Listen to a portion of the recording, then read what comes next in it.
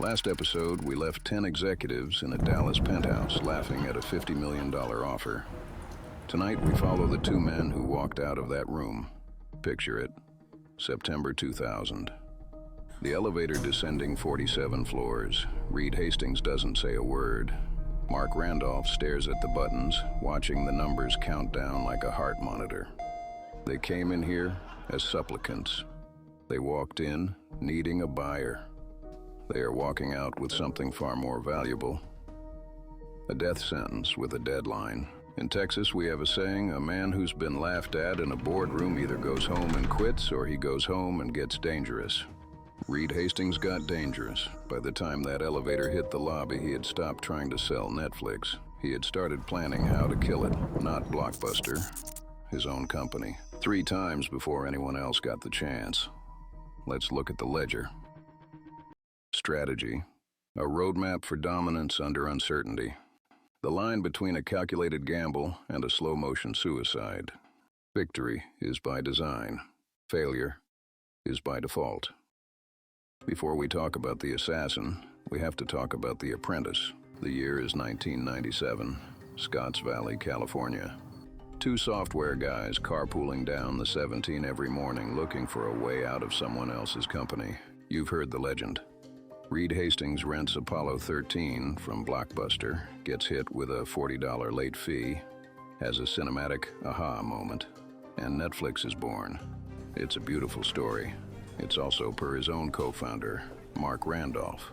A fiction, a piece of marketing engineered after the fact because nobody buys a startup pitch that begins with, "We wanted to be the Amazon of something." But that's exactly what Netflix was. 2 men, looking at Jeff Bezos selling books out of a warehouse, asking the only question that mattered, what else fits in a mailbox? VHS tapes were too heavy, too fragile, but the DVD, a thin plastic disc that weighed almost nothing, that fit in an envelope, they tested it. They mailed a music CD to Hastings' house in a greeting card sleeve. 24 hours later, intact. That envelope was the entire business plan. By 1999, they had pivoted from per rental to a flat rate subscription. No due dates, no late fees, no driving to a strip mall in the rain. They built one of the first real recommendation engines on the internet. The algorithm knew your taste better than your local clerk ever could. But here's the part of the autopsy nobody talks about. By 2000, Netflix was bleeding out. They were on track to lose $50 million that year. The dot-com bust was eating Silicon Valley alive. Amazon had offered to buy them 2 years earlier, and they'd said no. They were running out of runway. That is the context for the Renaissance Tower meeting. They didn't fly to Dallas because they were arrogant. They flew because they were desperate. They were offering Blockbuster the keys to the kingdom for the price of a regional jet, and the giants laughed.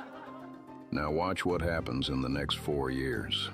Most companies, after a humiliation like that, would have spent the rest of their lives trying to win on Blockbuster's terms. They would have opened stores. They would have copied the model. They would have lost. Hastings did the opposite. He stopped competing in the present and started competing in a future that didn't exist yet. Look at the name on the door. He called it Netflix in 1997 when nobody on Earth could stream a postcard, much less a movie. Net and Flix, on purpose. The DVD was always a placeholder. The mailbox was never the destination, it was the bridge. And the moment Reed Hastings hit the lobby of that Dallas tower, he made a private decision the rest of the industry wouldn't understand for a decade.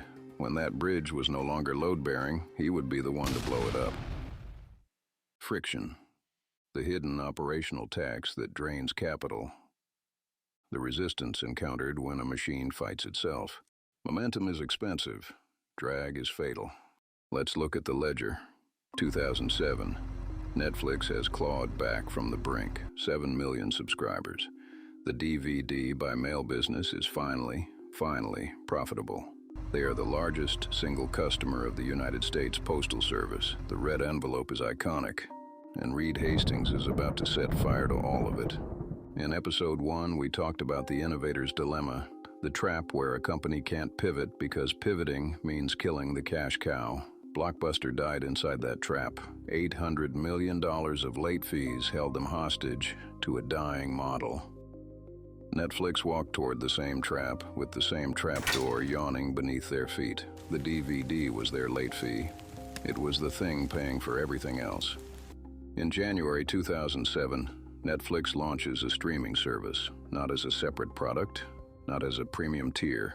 They give it away, free, to every existing DVD subscriber, 18 hours of streaming a month included. This is what I call strategic cannibalism.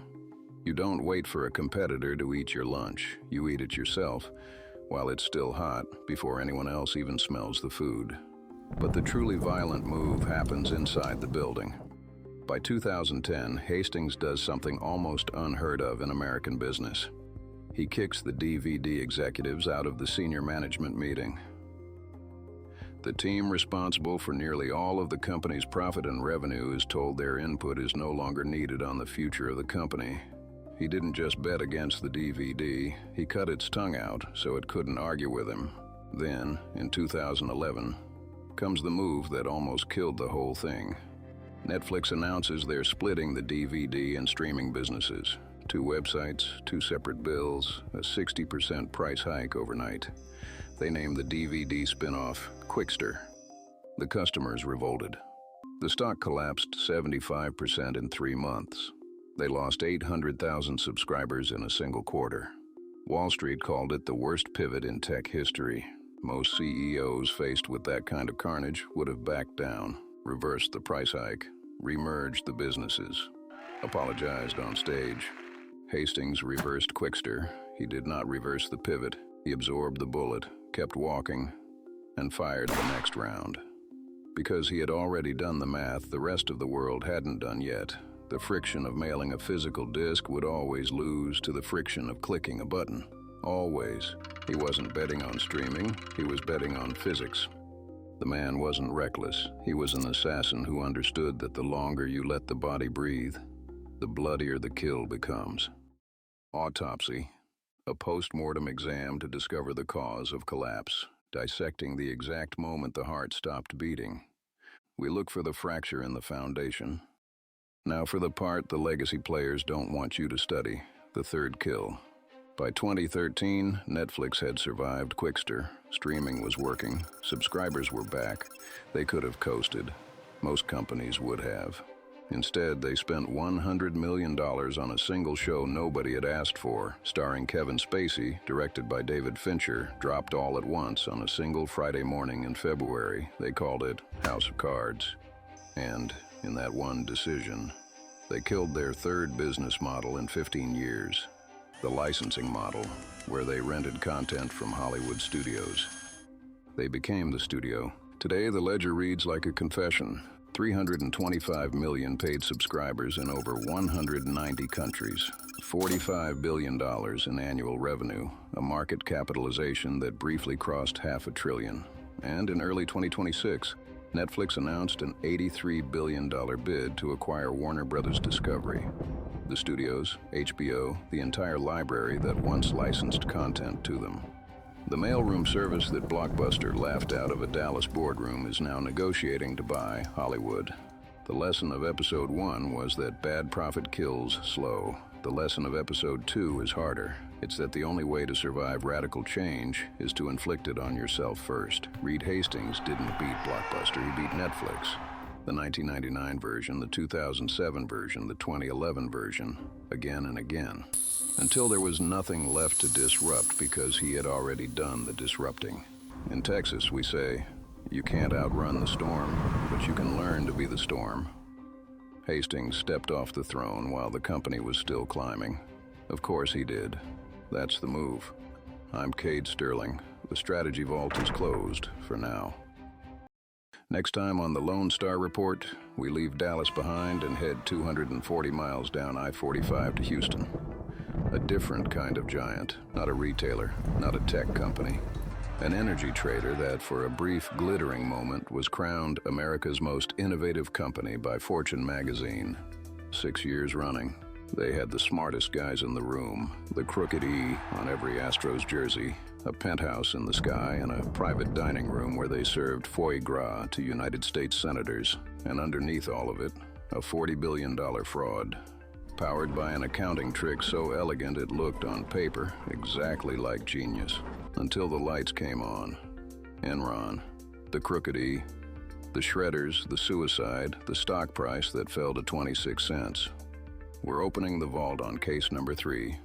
See you then.